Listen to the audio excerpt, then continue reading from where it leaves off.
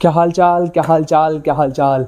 Hello everyone, कैसे हैं आप सब। स्वागत है आपके प्यारे इस यूट्यूब चैनल बायोलॉजी का एक्स में। मैं आपका यशु भैया लेके आ गया हूँ क्लास 9th का lecture number 2, cell the building block of the life. क्या हाल चाल है आप सभी के, कैसी चल रही है पढ़ाई लिखाई। लास्ट जो वीडियो मैंने अपलोड की थी, क्या सारे बच्चों ने उसे देख लिया है? ठीक है, अगर आपने फर्स्ट वीडियो नहीं देखा है तो प्लीज़ अभी जाइए, पहले पिछला लेक्चर, फर्स्ट लेक्चर देख करके आइए। उसमें मैंने बहुत सारी चीज़ें आपको डिटेल में समझाई हैं। क्या चीज़ें आपकी चेंज हुई थी क्लास 9th के बुक्स में क्या अपडेट्स थी, NEP 2020 के अकॉर्डिंग क्या क्या चेंजेस आए हैं, ये सब कुछ मैंने उस वीडियो में कवर किया हुआ है। आपके नए बुक का जो नाम था एक्सप्लोरेशन, उसमें क्या क्या चीज़ें और ऐड की गई हैं, ये सारी चीज़ें मैंने उसमें कवर किया था।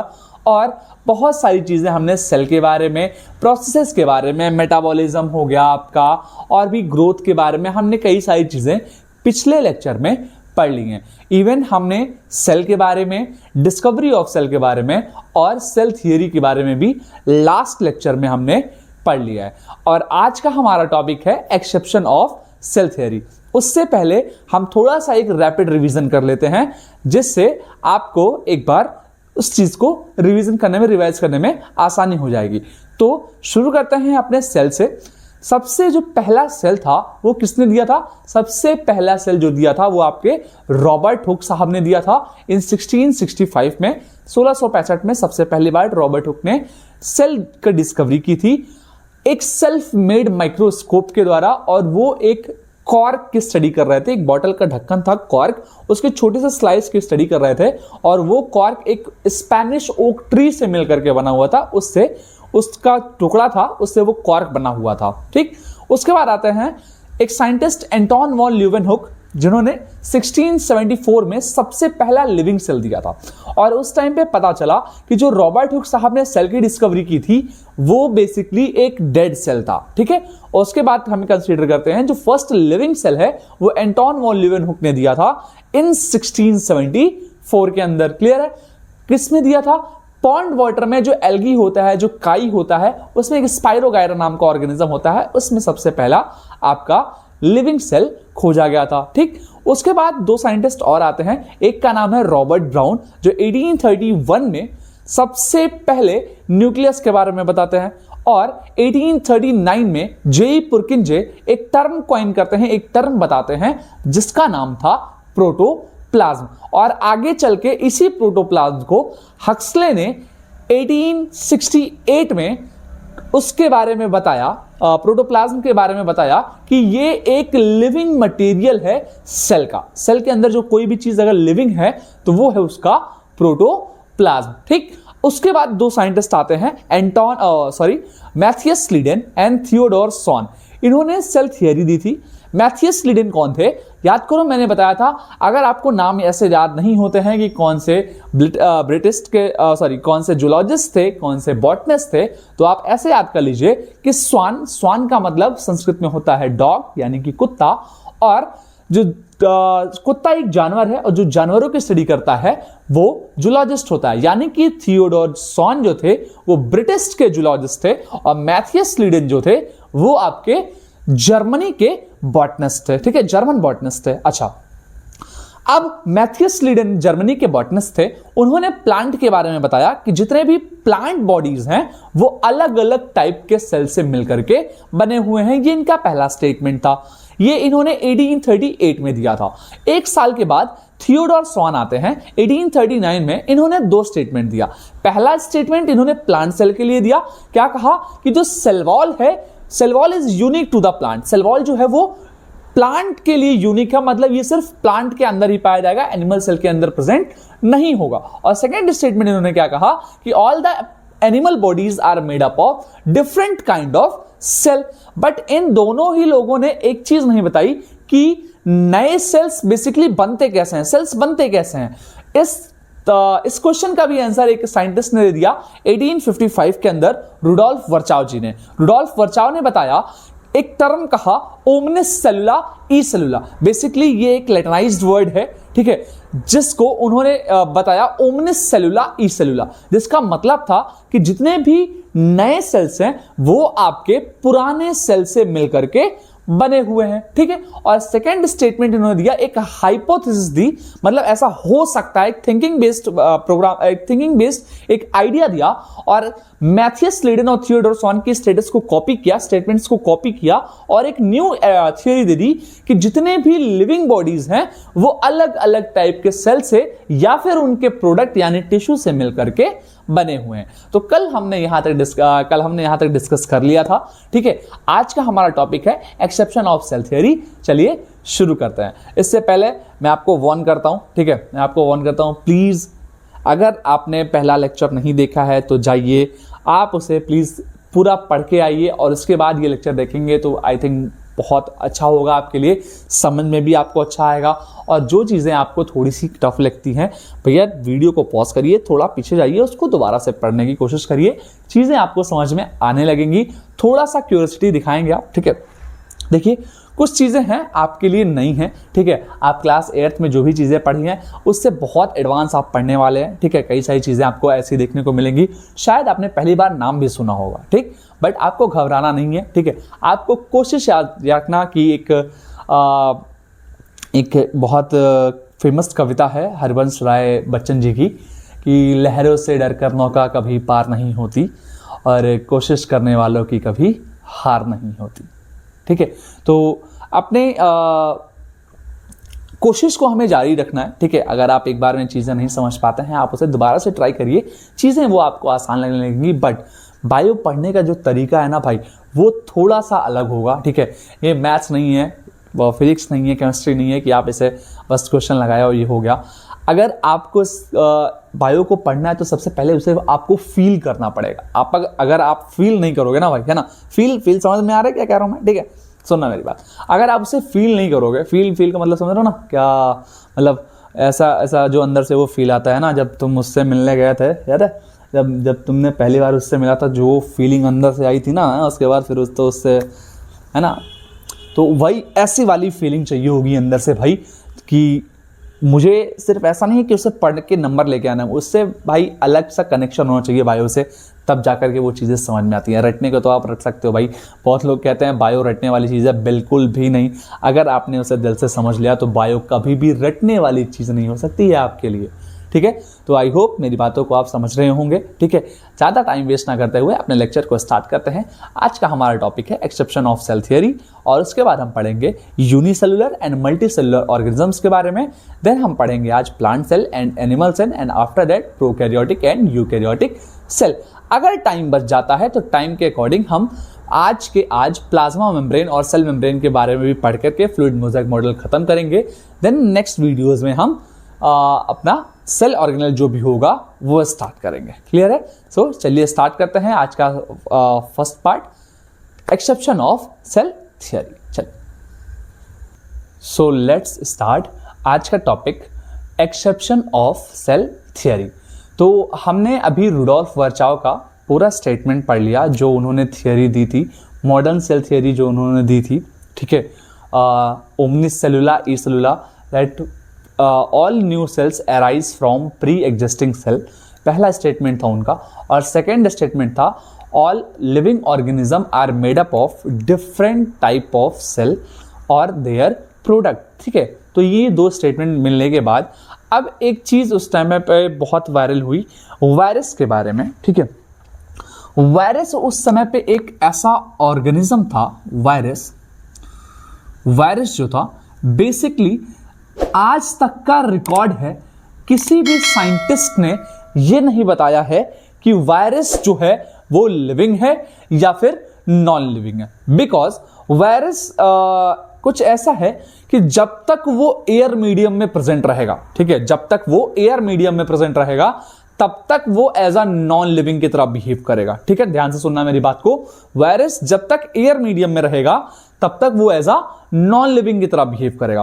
और जैसे ही वे किसी लिविंग ऑर्गेनिज्म के ऊपर अटैक करता है या किसी भी लिविंग ऑर्गेनिज्म के कांटेक्ट में आता है, ऐसे ही वो एज अ लिविंग बिहेव करने लगता है। तो ध्यान से रखना, इसका डबल नेचर, ये डुअल नेचर का होता है बेसिकली, जब तक ये एयर मीडियम में रहेगा, ठीक है, जब तक ये एयर मीडियम, ये दो डुअल नेचर शो करता है बेसिकली, ठीक है, ये डुअल नेचर शो करता है, डुअल नेचर शो करता है, ठीक है, डुअल नेचर शो करता है जब तक ये एयर मीडियम में रहेगा, जब तक वायरस जो है वो आपका एयर मीडियम में प्रेजेंट रहेगा, ठीक है ना, प्रेजेंट इन एयर मीडियम, जब तक ये एयर मीडियम में प्रेजेंट रहेगा तब तक ये एक्ट एज नॉन लिविंग, ये नॉन लिविंग की तरह बिहेव करेगा। ये किसकी तरह बिहेव करेगा? नॉन लिविंग की तरह बिहेव करेगा। बट जैसे ही comes in a contact with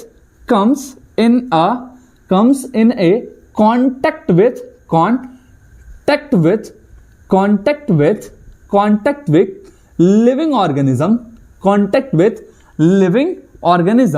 जैसे ही किसी लिविंग ऑर्गेनिज्म के कांटेक्ट में आता है, ठीक है, एक्ट एज लिविंग, ये किसकी तरह बिहेव करने लगता है? लिविंग की तरह बिहेव करने लगता है। ये रिप्रोडक्शन करने लगता है, ठीक है, ये रिप्रोडक्शन करने लगता है। रिप्रोडक्शन क्या करने लगता है? इंक्रीज इट्स नंबर, ये अपने नंबर को इंक्रीज करने लगता है, ये अपने नंबर को इंक्रीज करने लगता है, ठीक है। तो रिप्रोडक्शन एक लिविंग बीइंग का प्रोसेस होता है। तो जैसे ही ये वायरस किसी भी लिविंग ऑर्गेनिज्म के कांटेक्ट में आता है, ये एज अ लिविंग बिहेव करने लगता है, ये रिप्रोडक्शन शो करने लगता है, अपने नंबर इंक्रीज करने लगता है। और इसी वजह से वायरस को हम एक्सेप्शन ऑफ सेल थियरी में रखते हैं, ठीक है। यही वायरस को हम कहते हैं कि वायरस जो है वो आपका एक्सेप्शन है, एक्सेप्शन ऑफ सेल थियरी है, एक्सेप्शन ऑफ सेल थियरी है, ये सेल थियरी का एक्सेप्शन है। बेसिकली अगर वायरस की हम बात करें तो वायरस कुछ ऐसा होता है, ठीक है, वायरस जो होता है वो कुछ ऐसा होता है, ठीक, और इसके पास ऐसे पैर बने होते हैं, ऐसे बेसिकली इसके पास ऐसे पैर बने होते हैं, ऐसे। अब ये पैर नहीं होता है, जब आप थोड़े बड़े क्लासेस में जाओगे तब आपको समझ में आएगा, ठीक है, ये पैर नहीं होता है बेसिकली। और इसके अंदर कुछ जेनेटिक मटेरियल होता है ऐसे, ठीक है, उसके अंदर जेनेटिक मटेरियल होता है, और ऊपर ये जो आउटर मोस्ट लेयर है ये प्रोटीन की कोटिंग होती है, ठीक है, ये प्रोटीन की इसकी कोटिंग होती है, इसकी शेल वॉल होती है, प्रोटीन की एक कोटिंग प्रेजेंट होती है। और ये जो होता है बेसिकली ये उसका जेनेटिक मटेरियल होता है, ये इसका जेनेटिक मटेरियल होता है, ठीक है, मटेरियल होता है। और जब ये किसी इन्फेक्टेड बॉडी पे जाता है, ये क्या करता है, ये साइट होते हैं कि किसी भी ऑर्गेनिज्म के ऊपर जाकर के ये अटैच हो जाते हैं ऐसे ही, ठीक है, ये साइट होते हैं, लेग्स कहते हैं इसको, ठीक है। और उसके बाद यही जेनेटिक मटेरियल वो उसके बॉडी के अंदर जैसे ही किसी पे अटैक होता है, ये प्रोटीन की जो लेयर होती है ये डिसॉल्व हो जाती है, ठीक है। डिसॉल्व होने के बाद ये उस डीएनए को आपके बॉडी से अटैच करता है और उसके बाद आपको इन्फेक्ट करना स्टार्ट करता है, ठीक। तो वायरस जब तक एयर मीडियम में प्रेजेंट होता है वो एज अ नॉन लिविंग की तरह बिहेव करता है, और जैसे ही लिविंग के कांटेक्ट में आता है वैसे ही ये लिविंग की तरह बिहेव करने लगता है। जैसे कि तुम हो, है ना, ध्यान से समझना अपने आप को, देखो, जैसे कि तुम हो, जब तुम घर पे रहते हो ना, तुम्हारे घर वालों को जिस दिन तुम्हारी करतूत पता चली बेटा ना, तुम्हें घर से बाहर निकाल देंगे, मारेंगे पीटेंगे, तुम्हें जायदाद से भी बेदखल कर देंगे, ठीक है। तुम्हें तुम्हारे घर वालों को तुम्हारे बारे में ये पता होगा कि मेरा बेटा तो बहुत सीधा है, मेरा बेटा तो ऐसा है, मेरा बेटा तो ऐसा कुछ करता ही नहीं है, बस पढ़ने से मतलब रखता है, मेरा बेटा ऐसा है वैसा है ना। बट तुम्हारी असलियत वो तुम्हारे दोस्त जानते होंगे, है ना। कुछ भी हो, किसी को भी ना पता हो, लेकिन तुम्हारी असलियत तुम्हारे दोस्तों से अच्छी और कोई नहीं जानता होगा। और जिस दिन वो असलियत तुम्हारे पेरेंट्स के सामने आ गए बेटा, तुम्हारी खैर नहीं है, याद रखना मेरी बात, है ना। तो प्लीज भैया बच के रहना और ऐसे दोस्तों से सावधान रखना। भाई मेरे भी कुछ ऐसे दोस्त हैं, ठीक है, मैं नाम नहीं ले सकता हूं, मेरे भी ऐसे दोस्त हैं कुछ, ठीक है, वो ब्लैकमेल करते रहते हैं मुझे कि तुम्हारी करतूतें मैं भाई वैसे मेरी कोई करतूतें नहीं है, मैं बहुत सीधा साधा सज्जन इंसान हूँ, ठीक है। बट फिर भी ये कुछ हैं मेरे पास ऐसे बड़े महारथी लोग जो ऐसा करते रहते हैं, और मैं भी उनकी बहुत सारी सीक्रेट्स रखता हूँ, ठीक है। तो इस वजह से हम दोनों एक ही प्लेटफॉर्म पे रहते हैं। बट वाकई बता रहा हूँ, अगर जिस दिन तुम्हारी करतूतें तुम्हारे पेरेंट्स को पता चली बेटा, सारा दाना पानी तुम्हारा घर से बंद हो जाना है, याद रखना, है ना। चलो तो ऐसे ही जैसे तुम डुअल नेचर शो करते हो ना कि पेरेंट्स के सामने तो बेटा मेरा एकदम सीधा साधा है ना, बेटा मेरा ऐसा कुछ नहीं कर सकता है, बेटा मेरा सिर्फ पढ़ाई से मतलब रखता है और किसी चीज़ से मतलब नहीं रखता है, ठीक है। और जैसे ही तुम दोस्तों के साथ जाते हो तुम अपने असली रंग में आ जाते हो, ठीक है। तो यही डुअल नेचर वायरस भी रखता है। कैसे? जब वो एयर मीडियम में रहेगा तब वो कैसे बिहेव करेगा, नॉन लिविंग की तरह, भैया उससे कोई मतलब नहीं है ना। ये पेरेंट वाली फीलिंग है, ठीक है। ये एयर में जो मीडियम है ये पेरेंट वाली फीलिंग है, बेटा मेरा बहुत सीधा साधा है, ठीक है। बट जैसे ही वो लिविंग के पास जाता है ना, जैसे ही वो किसी लिविंग ऑर्गेनिज्म के ऊपर रखता है, जैसे तुम दोस्तों के साथ जाते हो, अब तो आजाद हो गया, अब आप देख ले, आजा मिल ले भिड़ ले, जो भी करना है ना, यही वाली हाल होती है इसकी, है ना। जैसे लिविंग ऑर्गेनिज्म के पास जाता है ये सारे प्रोसेस करना स्टार्ट कर देता है। तो I hope exception of cell theory आपको समझ में आई होगी।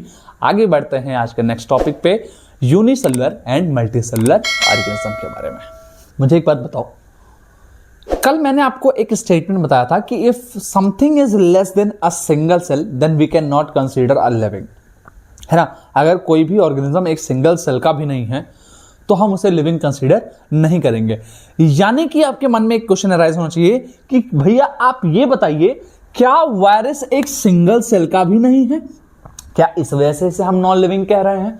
तो ध्यान से सुनना, जब तक ये एयर मीडियम में है तब तक ये एक भी सेल का नहीं है, ये कुछ है ही नहीं भाई। अगर ये एक सेल का हो गया तब तो ये लिविंग हो गया ना। एनसीईआरटी क्या कहती है कि something is less than a single cell. अगर कोई भी चीज सिंगल सेल की भी नहीं है तभी हम उसे नॉन लिविंग कंसीडर करेंगे। अगर वो सिंगल सेल का भी है तो हम उसे लिविंग कंसीडर करना ही करना है।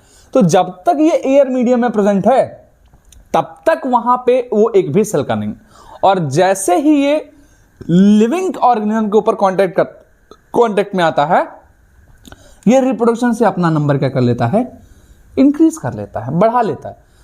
तब ये जाकर के अपना नंबर जब रैपिड मल्टीप्लिकेशन करता है तब ये जाकर के सिंगल सेल का होता है, और इसी वजह से हम इसे लिविंग कंसीडर करते हैं। आई होप क्लियर हुआ होगा कल का ये पॉइंट भी। क्लियर है? चलिए शुरू करते हैं अपना यूनिसेलुलर एंड मल्टीसेलुलर ऑर्गेनिज्म के बारे में। उससे भी पहले मुझे लगता है हमें सबसे पहले प्लांट सेल और एनिमल सेल के बारे में पढ़ लेना चाहिए। तो सबसे पहले स्टार्ट करते हैं आपका प्लांट सेल और एनिमल सेल के बारे में, देन हम मूव करेंगे यूनिसेलुलर एंड मल्टीसेलुलर के बारे में। चलिए सबसे पहले हम प्लांट सेल और एनिमल सेल के बारे में बात कर लेते हैं।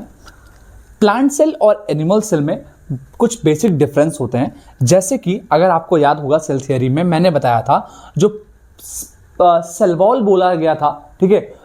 बेसिकली जो थियोडोर स्वान थे उन्होंने बताया था जो सेल वॉल है वो एक यूनिक फीचर है जो कि सिर्फ प्लांट सेल में पाया जाता है। तो प्लांट सेल के अंदर आपका सेल वॉल प्रेजेंट होता है, प्लांट सेल के अंदर आपका सेल वॉल प्रेजेंट होता है, और एनिमल सेल के अंदर सेल वॉल प्रेजेंट नहीं होता है। एनिमल सेल के अंदर सेल वॉल प्रेजेंट नहीं होता है, ठीक है, ठीक है। अच्छा, इनका जो सेल वॉल है बेसिकली ये सेलुलोज से मिलकर के बनता है, ठीक है। और फंगी का जो सेल वॉल होता है वो आपका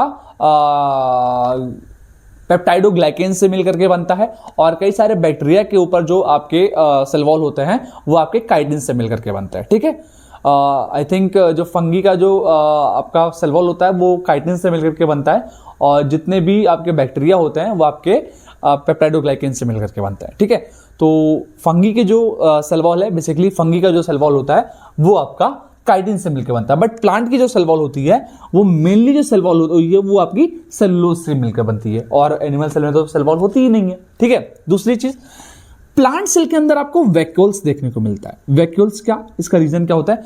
बेसिकली प्लांट सेल के अंदर फूड का स्टोरेज होता है, ठीक है। जो भी फोटोसिंथेसिस के टाइम पे जो फूड बनता है उसको स्टोरेज करने के लिए प्लांट सेल के अंदर वैक्यूल्स का फॉर्मेशन होता है, और ये vacuoles approximate 90% of the cell space लेते हैं। 90% सेल का स्पेस ये अकेले ले लेता है, जिसकी वजह से जो न्यूक्लियस हो जाता है, न्यूक्लियस जो होता है वो पेरीफेरी मतलब किनारे पे चला जाता है, ठीक है। ऐसे होना तो कहां चाहिए था, सेंटर में। न्यूक्लियस कहां होता है, सेंटर में। बट एनिमल सेल में जो वैक्यूल होता है वो 90% जो होता है वो सेल स्पेस ले लेता है, और इसकी वजह से जो न्यूक्लियस होता है वो किनारे पे कहीं दुबक के बैठ जाता है। ठीक, नेक्स्ट, जो प्लांट सेल होता है बेसिकली वो लार्ज इन साइज होता है। ठीक है, in comparison to animal cell जो प्लांट सेल होते हैं वो साइज में थोड़े से बड़े होते हैं, और इनका जो न्यूक्लियस होता है वो किनारे पे चला जाता है। क्यों? क्योंकि जो लार्ज वैक्यूल की वजह से जो न्यूक्लियस होता है वो कहां पे चला जाता है, वो किनारे पे चला जाता है। ठीक, और इसमें सेंट्रोसोम एब्सेंट होता है। सेंट्रोसोम क्या होता है? बेसिकली ये बहुत इंपॉर्टेंट ऑर्गेनल है जो कि सिर्फ और सिर्फ एनिमल सेल के अंदर प्रेजेंट होता है। ध्यान देना, सिर्फ और सिर्फ एनिमल सेल के अंदर प्रेजेंट होता है। At the time of cell division, जब आपका सेल डिवाइड करता है तो जो सेंट्रोसोम होता है ये स्पिंडल फाइबर बनाने का काम करता है। ठीक है, और क्रोमोसोम को एक करेक्ट डायरेक्शन दिखाता है। ठीक, तो सेंट्रोसोम जो होता है वो सेल डिवीजन में हेल्प करता है, और सेल डिवीजन के टाइम पे ये स्पिंडल फाइबर फॉर्मेशन में हेल्प करता है। ठीक है, स्पिंडल फाइबर बनाने में हेल्प करता है। जबकि प्लांट सेल के अंदर जो आपका सेंट्रोसोम होता है वो एब्सेंट होता है, ये प्रेजेंट नहीं होता है। ये सिर्फ और सिर्फ किसमें पाया जाएगा, आपका एनिमल सेल के अंदर पाया जाएगा। क्लियर है इतना? ठीक, अच्छा, एनिमल सेल का जो साइज होता है वो कैसा होता है? बेसिकली स्मॉल होता है in comparison to the plant cell. ठीक, और इनमें जो न्यूक्लियस होता है वो सेंट्रलाइज होता है। ठीक है ना, प्रेजेंट एट सेंटर, ऐसे लिख दो, present at nucleus, present at centre, nucleus nucleus present in centre. ये सेंटर में प्रेजेंट होता है। न्यूक्लियस कहां पे प्रेजेंट होता है? सेंटर में प्रेजेंट होता है। जबकि प्लांट सेल के अंदर पेरिफेरी यानी किनारे पे प्रेजेंट होता है, क्योंकि वहां पे क्या प्रेजेंट होता है? वैक्यूल्स। लेकिन अगर एनिमल सेल में देखें तो जो वैक्यूल्स होते ही नहीं है। ठीक है, और अगर हुए भी तो वो बहुत ज्यादा स्मॉल होते हैं। ठीक है, बहुत ज्यादा स्मॉल होते हैं और टेम्परेरी होते हैं, परमानेंट नहीं होते हैं। ठीक है, टेम्परेरी होते हैं। लेकिन प्लांट सेल के अंदर आपका जो वैक्यूल्स होते हैं वो परमानेंट होते हैं, और 90% स्पेस वो गेन करते हैं, क्योंकि उसमें उनको क्या करना है भैया, फूड का तो स्टोरेज करना ही करना है ना। अब तुम्हारे घर के जैसे रेफ्रिजरेटर थोड़ी है कि खाना बच गया तो उठा के रेफ्रिजरेटर में रख दिया।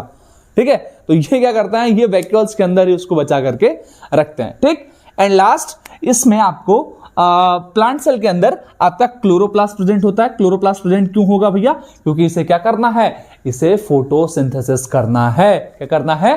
फोटोसिंथेसिस करना है। और फोटोसिंथेसिस के लिए सबसे मेन चीज क्या होता है? क्लोरोफिल। और क्लोरोफिल कहां प्रेजेंट होता है? आपका क्लोरोप्लास्ट के अंदर। ठीक, तो प्लांट सेल के अंदर क्लोरोप्लास्ट प्रेजेंट होता है। उस क्लोरोप्लास्ट के अंदर क्या प्रेजेंट होता है?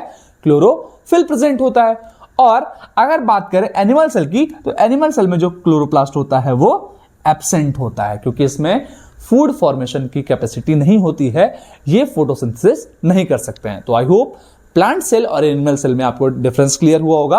प्लांट सेल के पास सेल वॉल होगा, एनिमल सेल के पास सेल वॉल नहीं होगा। प्लांट सेल में जो वैक्यूल्स होगा वो लार्ज होगा, 90% स्पेस अप्रोक्सीमेट जो होगा वो वैक्यूल्स अकेला ले जाएगा, जिसकी वजह से जो न्यूक्लियस होगा वो पेरिफेरी पे, किनारे पे दुबक जाएगा।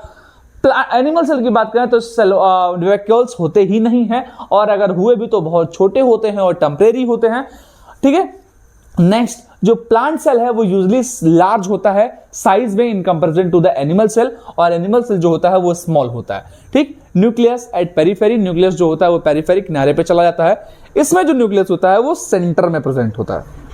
ठीक, नेक्स्ट, सेंट्रोसोम आर एब्सेंट, क्योंकि प्लांट सेल के अंदर सेंट्रोसोम एब्सेंट होते हैं। इनमें सेल डिवीजन की प्रॉपर्टी जो होती है वो तरीके से नहीं होती है जिसमें प्लांट जितना परफेक्ट प्लांट सेल में होती है, और इस वजह से जो सेंट्रोसोम है वो आपका सिर्फ और सिर्फ प्लांट सेल में प्रेजेंट होता है, क्योंकि ये सेल डिवीजन के टाइम पे आपका स्पिंडल फाइबर फॉर्मेशन करने में हेल्प करता है और क्रोमोसोम को करेक्ट वे दिखाता है। ठीक, एट लास्ट, प्लांट सेल के अंदर आपका क्लोरोप्लास्ट प्रेजेंट होता है, क्योंकि इसे फोटोसिंथेसिस करना होता है। ठीक है, क्लोरोप्लास्ट क्यों प्रेजेंट होगा? क्योंकि इट कंटेन क्लोरोफिल। ठीक है, और क्लोरोप्लास्ट जो होता है वो एनिमल सेल के अंदर एब्सेंट होता है। तो अब चलिए शुरू करते हैं। बहुत सारे ऐसे ऑर्गेनिजम्स हैं जो कि सिंगल सेल से मिलकर के बने हुए हैं, कई सारे ऐसे ऑर्गेनिजम्स हैं जो बहुत सारे सेल से मिलकर के बने हुए हैं। तो नेक्स्ट टॉपिक हम पढ़ते हैं अपना यूनिसेलुलर एंड मल्टीसेलुलर ऑर्गेनिज्म के बारे में।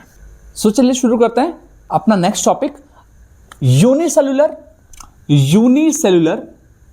Unicellular and multicellular organism. Unicellular,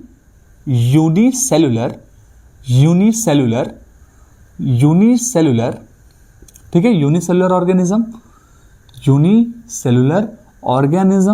ठीक है, यूनिसेलुलर ऑर्गेनिज्म। और एक तरफ हम पढ़ लेंगे मल्टीसेलुलर ऑर्गेनिज्म, ठीक है, दूसरी तरफ हम पढ़ लेंगे मल्टीसेलुलर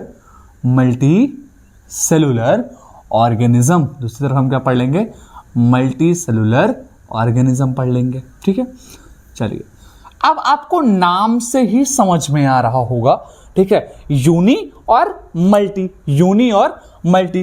ध्यान से देखना, यूनी का मतलब होता है सिंगल। यूनी का क्या मतलब होता है? सिंगल। और सेलुलर का क्या मतलब होता है? सेलुलर का मतलब होता है सेल। सेलुलर का मतलब क्या होता है? सेल। यानी कि आप ऐसा कह सकते हो, those organism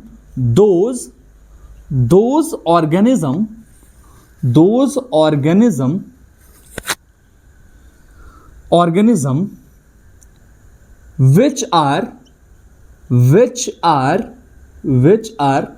made up of single cell are called unicellular organism, are called unicellular organism. ऐसे ऑर्गेनिज्म जो सिर्फ एक सेल से मिलकर के बने हुए हैं, उन्हें आप क्या कहोगे? यूनिसेलुलर ऑर्गेनिज्म कहोगे, ठीक। अच्छा, नेक्स्ट क्या कह सकते हैं? दे परफॉर्म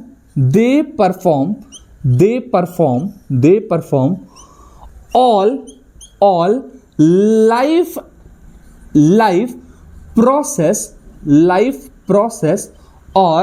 life process और ऐसे ही क्या कह सकते हैं?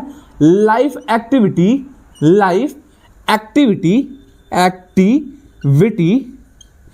within single cell।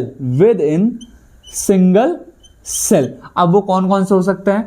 हो सकता है वो न्यूट्रिशन की बात कर रहा हो सकता है वो न्यूट्रिशन की बात कर रहा हो सकता है वो आपका एब्जॉर्प्शन की बात कर रहा हो, ठीक है, हो सकता है रिस्पायरेशन की बात कर रहा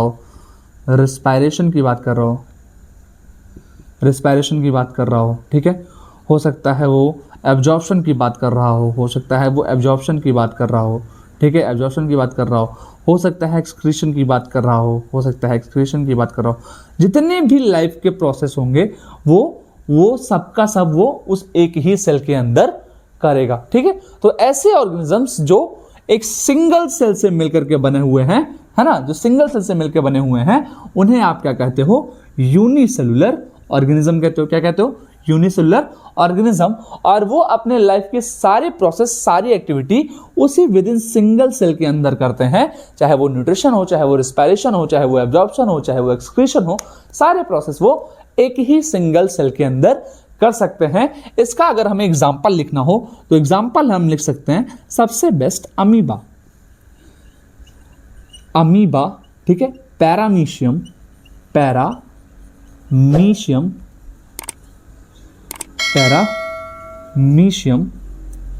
ठीक है। अच्छा, और क्या हो सकता है? आपने एग देखा है, एग देखा है, ये भी एक सिंगल सेल है, ठीक है, एग जो है वो भी एक सिंगल सेल है, ठीक है। और भी बहुत सारे हैं, यूग्लिना है, क्लाइडोमोनास है, ठीक है, बहुत सारे एग्जांपल्स हैं आपके जो कि यूनिसेलुलर में आते हैं, ठीक है। नेक्स्ट आगे देख लेते हैं, मल्टी से आपको क्या समझ में आ रहा है? मल्टी यानी कि कई सारे, ठीक है, मल्टी यानी कि मैनी, अगेन सेलुलर का मतलब सेल, यानी कि ये क्या हो जाएंगे? यानी कि इसे क्या कहोगे? द ऑर्गेनिज्म या फिर those organism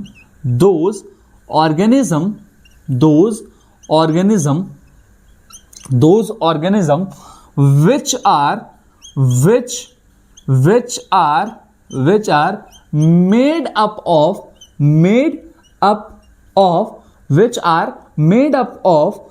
more than which are made up of more than two or more cell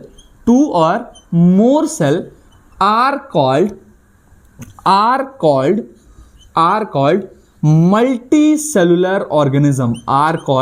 multicellular organism, क्या करते हैं, are called multicellular organism, इन्हें हम क्या कहेंगे, multicellular organism कहेंगे। and they have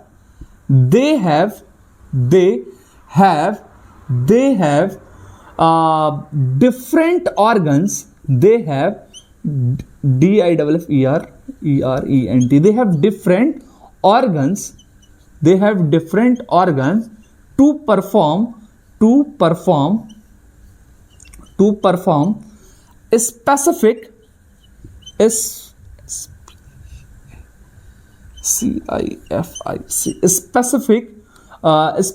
activity, to perform a specific activity, ठीक है।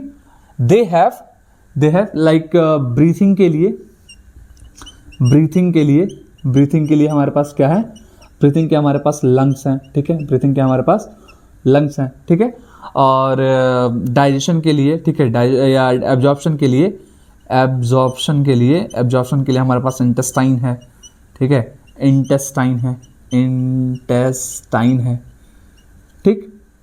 देन एक्सक्रीशन के लिए भी हमारे पास स्किन है, ठीक है। और जो भी हमारे मेटाबॉलिक वेस्ट होते हैं, कार्बन डाइऑक्साइड वगैरह हो गया, ये माउथ के थ्रू हम बाहर निकाल देते हैं, एयर के थ्रू, ठीक। तो अलग अलग है। और इनका जो लेवल ऑफ ऑर्गेनाइजेशन होता है ना, they have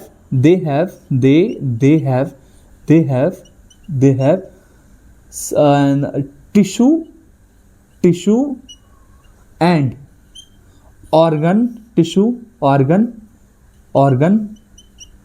organ system level of organization, इनके पास organ system level of organization होता है। बट अगर हम इसकी बात करें यूनिसेलुलर की, so they have cellular level of organization, they have cellular level of organization, they have cellular level of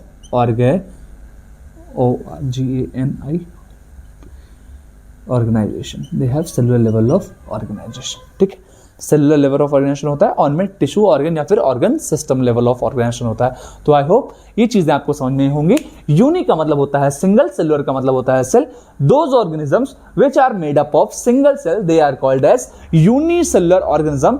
they perform all life process और all life activity within a single cell. एक ही single cell के अंदर वो अपने life के सारे process complete करते हैं, सारी की सारी चीजें आपको शो करते हैं।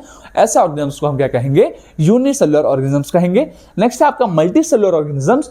दोज ऑर्गेनिज्म, मल्टी का मतलब होता है मेनी और सेलुलर का मतलब होता है आपका cell. Those organisms which are made up of more than 2 or more type of cell are called multicellular organism। ऐसे organisms जो 2 या 2 से अधिक टाइप के सेल से मिलकर के बने होते हैं, 2 या 2 अधिक सेल से मिलकर के बने होते हैं, उन्हें आप कहोगे multicellular organism. They have different organ to perform a specific activity, अलग अलग एक्टिविटी को परफॉर्म करने के लिए, डिफरेंट एक्टिविटी, डिफरेंट एक्टिविटी, ठीक है। अलग अलग एक्टिविटी को परफॉर्म करने के लिए अलग अलग ऑर्गन्स हमारे पास प्रेजेंट होते हैं। जैसे ब्रीथिंग के लिए हमारे पास लंग्स है, एब्जॉर्प्शन के लिए हमारे पास इंटेस्टाइन है, रेस्पिरेशन के लिए हमारे पास हमारा स्टमक है, ठीक है। स्टमक बेसिकली स्टमक में ही आपका डाइजेशन वगैरह होता है, ब्रेकडाउन होता है, तो स्टमक है, ठीक। और भी कई सारे प्रोसेस हैं, ठीक है। एक्सक्रीशन के लिए हमारे पास स्किन है, हमारा माउथ है, ये सारी चीजें होती हैं जिससे हम मेटाबॉलिक वेस्ट को बॉडी से बाहर निकालते हैं। याद रखना एक्सक्रीशन और इजेशन में थोड़ा सा फर्क होता है, ठीक है। सेलुलर मेटाबॉलिक वेस्ट का बॉडी से बाहर निकलना वो होता है आपका एक्सक्रीशन, और अनडाइजेस्टेड फूड का बॉडी से बाहर निकलना वो होता है इजेशन। दोनों एक ही चीज नहीं होती है, समझ में आ रहा होगा, ठीक है। सेल का जो मेटाबॉलिक वेस्ट है वो चीजें अलग होती हैं, बॉडी की जो मेटाबॉलिक अनवांटेड चीजें होती हैं, अनडाइजेस्टेड चीजें होती हैं, वो चीजें अलग होती हैं, ठीक। चलिए, तो I hope unicellular and multicellular organism आपको समझ में आ गया होगा। अब हम अपना स्टार्ट करते हैं shape and size of cell के बारे में, और उसके बाद हम स्टार्ट करेंगे अपना जो नेक्स्ट टॉपिक है हमारा सेल मेम्ब्रेन। शुरू करते हैं।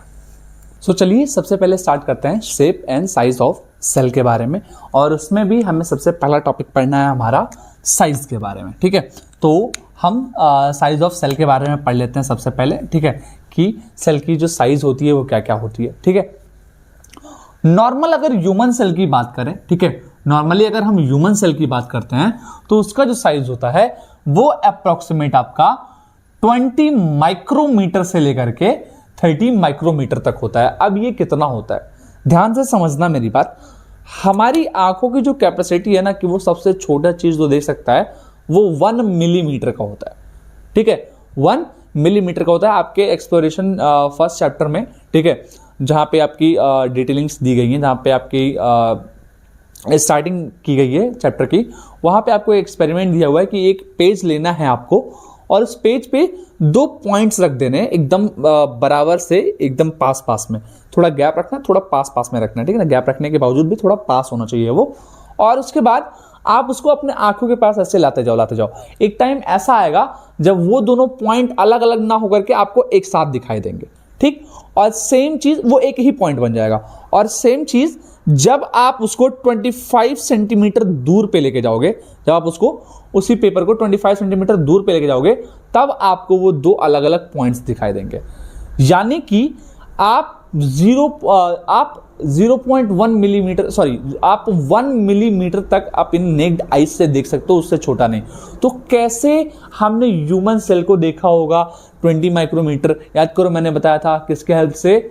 माइक्रोस्कोप की हेल्प से। उसमें क्या लगा होता है? कॉन्वेक्स लेंस लगा होता है, जिसके द्वारा चीजों को हम जूम करके बड़ा कर सकते हैं। ठीक, तो ह्यूमन सेल की बात करें तो नॉर्मल जो ह्यूमन सेल होता है वो आपका 20 माइक्रोमीटर टू 30 माइक्रोमीटर होता है। 20 माइक्रोमीटर टू 30 माइक्रोमीटर होता है। ठीक है, अच्छा, अगर हम स्मॉलेस्ट सेल की बात करें, इस अर्थ पे सबसे छोटा जो सेल है वो कौन सा है? वो है आपका पीपीएलओ। पीपीएलओ मतलब क्या होता है भैया? Pleuropneumonia like organism. ठीक है, पीपीएलओ का क्या मतलब है? Pleuropneumonia like organism. अच्छा, अब इसी प्लूरोनिमोनिया लाइक ऑर्गेनिज्म को हम एक सेकंड नेम देते हैं जिसका नाम होता है माइकोप्लाज्मा। पीपीएलओ को ही हम क्या कहते हैं? माइकोप्लाज्मा कहते हैं। ध्यान से सुन लो मेरी बात। पीपीएलओ क्या होता है? Pleuropneumonia like organism. उसी का सेकंड नेम क्या होता है? माइकोप्लाज्मा, जिसका जो साइज होता है वो 0.1 माइक्रोमीटर से लेकर के 0.3 माइक्रोमीटर तक होता है। ठीक है, 0.1 माइक्रोमीटर से लेकर के 0.3 माइक्रोमीटर तक होता है, और इसी वजह से सबसे स्मॉलेस्ट सेल इसको कहा जाता है। ठीक, अच्छा, अगर वायरस लिविंग होता तो हम उसे सबसे स्मॉलेस्ट सेल मानते हैं। बट जब तक वो एयर मीडियम में रहता है तब तक वो डेड की तरह बिहेव करता है, सॉरी, नॉन लिविंग की तरह बिहेव करता है, और जैसे ही वो लिविंग में आता है तब वो लिविंग की तरह बिहेव करता है। बट इससे हम उसे नहीं कह सकते हैं। ठीक है, तो स्मॉलेस्ट सेल क्या हो जाएगा आपका? पीपीएलओ, या फिर इसी को हम क्या कहते हैं? माइकोप्लाज्मा, जिसका जो साइज होता है वो कितना होता है? 0.1 माइक्रोमीटर टू 0.3 माइक्रोमीटर तक। क्लियर? नेक्स्ट है, अगर हम लार्जेस्ट सेल की बात करते हैं, लार्जेस्ट सेल, और वो भी किसमें? प्लांट्स के अंदर। लार्जेस्ट सेल इन प्लांट के अंदर बात करते हैं तो वो होता है एसिटाब्यूलेरिया। एसिटाब्यूलेरिया क्या होता है? ये एक सेल है जिसका जो साइज होता है वो अप्रोक्सीमेट 6 to 10 सेंटीमीटर होता है। इन प्लांट्स के अंदर एसिटाब्यूलेरिया जो सेल होता है वो 6 to 10 सेंटीमीटर का होता है। और अगर हम यहीं पे एनिमल की बात करें तो एनिमल में जो आपका लार्जेस्ट सेल होता है वो क्या होता है? वो होता है आपका ऑस्ट्रिच का egg cell.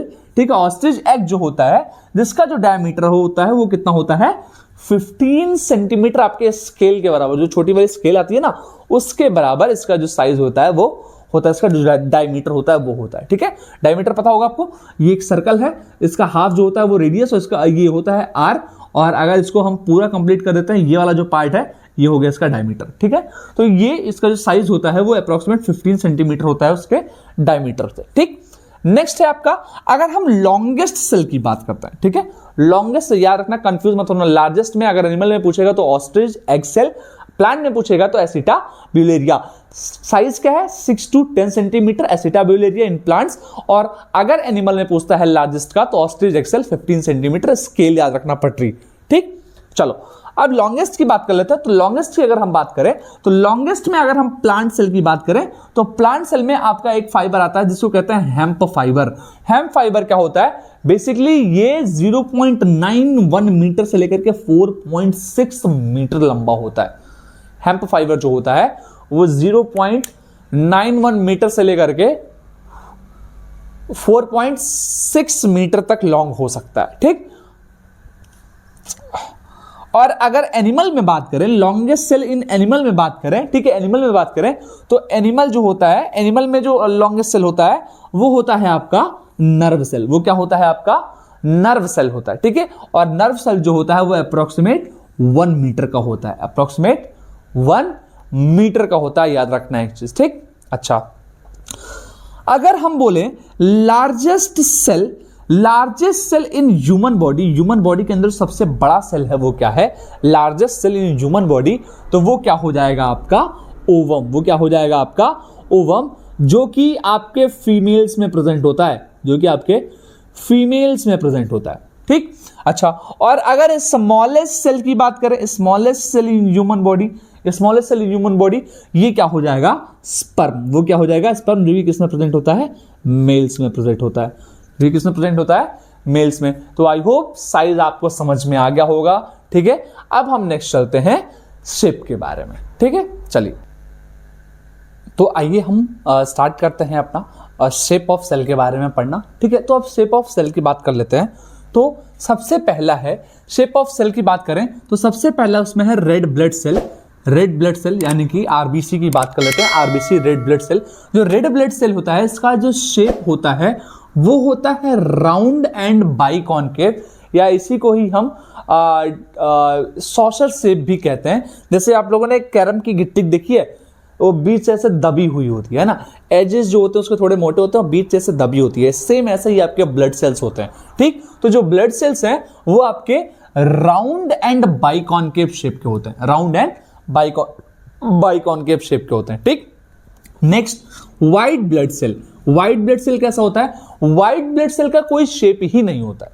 Basically white blood cell का कोई शेप ही नहीं होता है, ये आपका अमीबॉइड शेप का होता है, ठीक है। अब जैसे अमीबा का कोई शेप नहीं होता है, ऐसे ही व्हाइट ब्लड सेल का भी कोई शेप नहीं होता है, ठीक है। व्हाइट ब्लड सेल का भी कोई शेप नहीं होता है, इसी वजह से हम इसको क्या कहते हैं? अमीबॉइड शेप कहते हैं, ठीक। नेक्स्ट है आपका नर्व सेल। नर्व सेल कैसा होता है? नर्व सेल बेसिकली इलोंगेटेड और ब्रांच्ड होता है। ये बेसिकली आप लोगों ने देखा होगा, ये कुछ ऐसा होता है, ये कुछ ऐसा दिखाई देता है, ऐसे। फिर यहां से ये ऐसे थोड़ा पतला सा ऐसे ये निकलता है, सिनेप्टिक, यहां से आपके एक्सॉन्स वगैरह निकलते हैं, ठीक है। थोड़ा सा अच्छे से बना देता हूँ, ठीक है। ऐसे नहीं, यहीं से ले आओ, ऐसे, यहाँ से ऐसे, ये फिर यहाँ से एक्सॉन्स निकलते हैं ऐसे, यहाँ से आपके डेंड्रॉन्स और डेंड्रॉइड्स निकलते हैं, ठीक है। यहाँ से आपके डेंड्रॉन्स और डेंड्रॉइड्स निकलते हैं, ठीक है। ऐसे करके यहाँ से डेंड्रॉन्स और डेंड्रॉइड्स, और इस पे आपके माइलिन शीथ प्रेजेंट होता है ऐसे, ठीक है। इसके ऊपर ऐसे इसके ऊपर यहाँ पे माइलिन शीथ प्रेजेंट होता है, ठीक। वो ऐसे करके ऐसे, ये ऐसे माइलिन शीथ प्रेजेंट होता है, ऐसे करके ऐसे प्रेजेंट होता है, ऐसे, ठीक है।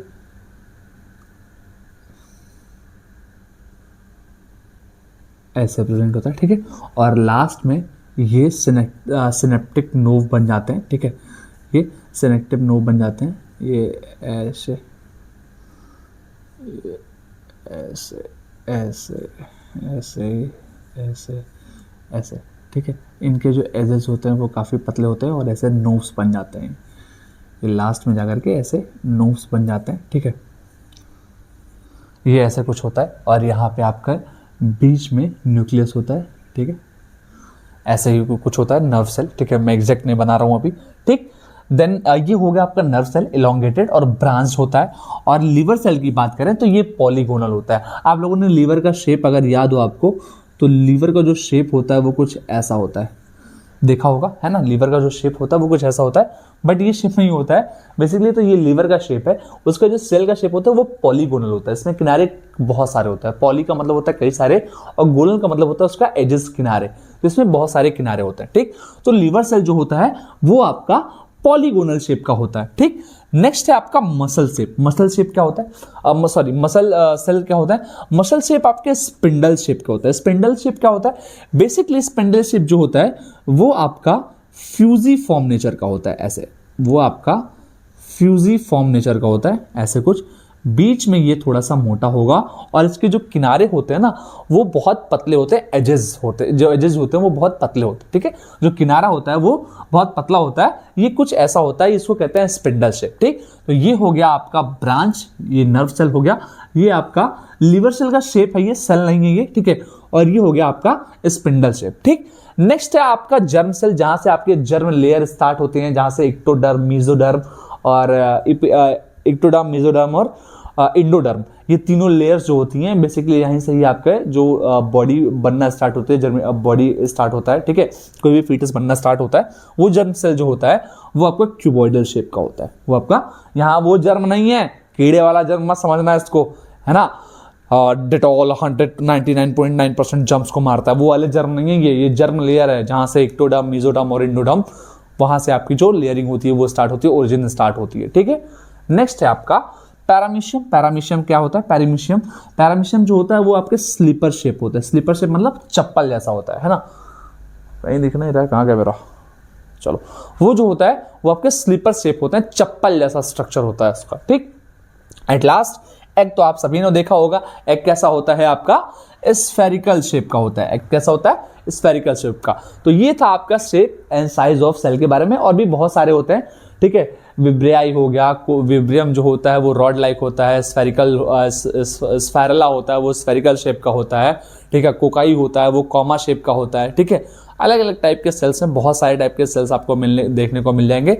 अप्रोक्सीमेट भाई जितना पढ़ लो उसमें उतना ही आपके टाइप के सेल्स मिलते चले जाते हैं, बट मेन जो था मैंने आपको वो बता दिया है, जैसे कि red blood cell, round biconcave, white blood cell, amoeboid shape, nerve cell, elongated and branched, liver cell, polygonal, muscle cells, spindle shape, germ cell, cuboidal shape, paramecium, slipper shape, और एग की बात करें तो स्फेरिकल शेप। तो I hope इतना आप लोगों को क्लियर हुआ होगा। नेक्स्ट वीडियो में हम स्टार्ट करेंगे आपका cell wall, then cell membrane, plasma membrane और न्यूक्लियस वगैरह के बारे में। आपके जो ऑर्गेनल्स होने वाले हैं वो कल से स्टार्ट होंगे नेक्स्ट वीडियो के अंदर, ठीक है। तो अप्रोक्सीमेट 50% सिलेबस आपने कंप्लीट कर लिया, 15% जो चैप्टर है वो आपने आज कंप्लीट कर लिया है। नेक्स्ट 2 लेक्चर के अंदर हम पूरी कोशिश करेंगे आपका फर्स्ट चैप्टर खत्म करने के, जितना शॉर्ट से शॉर्ट हो सकेगा, पूरे एक्सप्लेनेशन के साथ में, हर एक डिटेलिंग कंप्लीट करते हुए आपका पूरा चैप्टर कंप्लीट होगा, आपके डाउट्स कंप्लीट होंगे, आपके क्वेश्चंस कंप्लीट होंगे, सब कुछ आपको मैं खुद करवाऊंगा।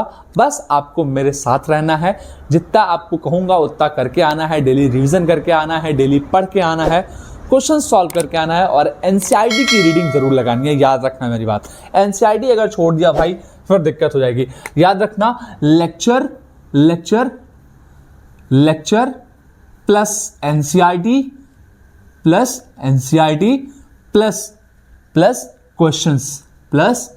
क्वेश्चंस, ये तीनों अगर आपने मेंटेन कर लिया, ये तीनों आपने मेंटेन कर लिया, भाई साहब बता रहा हूं वो चेंजेस आएंगे तुम में ना, जो तुम कभी सोचे ये मैं ही था, ऐसी वाली फीलिंग आएगी तुम्हें। बट इसमें से आपको खुद के साथ चीटिंग नहीं करनी है भाई, ठीक है। लेक्चर देखना है प्लस एनसीईआरटी आपको बुक रीड करनी है, प्लस आपको क्वेश्चन प्रैक्टिस करना है। क्लियर है इतना?